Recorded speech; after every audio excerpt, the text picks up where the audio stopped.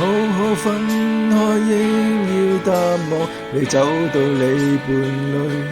重臨舊情景，我卻哭得出眼淚。時常在聯想，你會溫暖地抱他午睡，然而自己現在沒任何權利再抱怨一句。我再沒勇氣向你講舊事，沒有勇氣相愛另一次，為你將歲年忘記，通宵傾談，但已經凍成往事，還是記起無道理的對罵，是年紀小得不知，今天未能忘記，只得我懷念。多麼諷刺！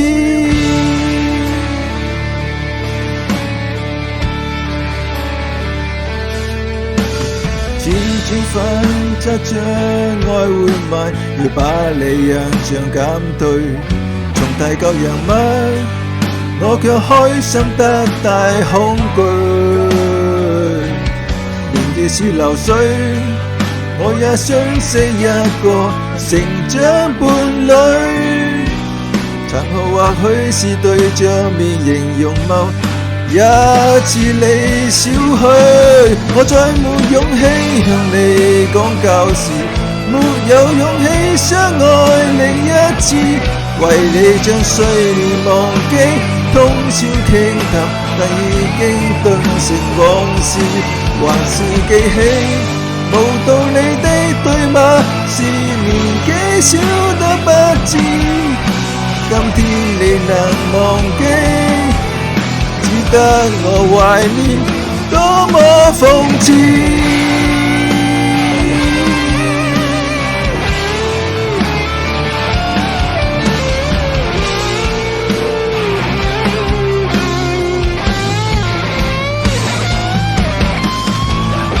如何逃避這戀愛故事，仍然說得多細緻，重複的震撼如震未停止。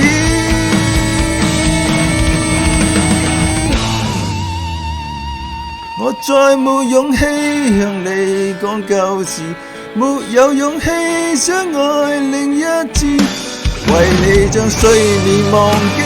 通宵傾談，但已經凍成往事，還是記起無道理的對罵，是年紀小得不知，今天你再回頭看這一個男孩子，我怕面對你說到生活時，後悔過往的幼稚爭議，沒你的動人時節，喧嘩歡談亦已經並無意義，行話到此，遺憾到此，結論是回憶總要到此，雖則未能忘記，這戀愛遺物終須棄置。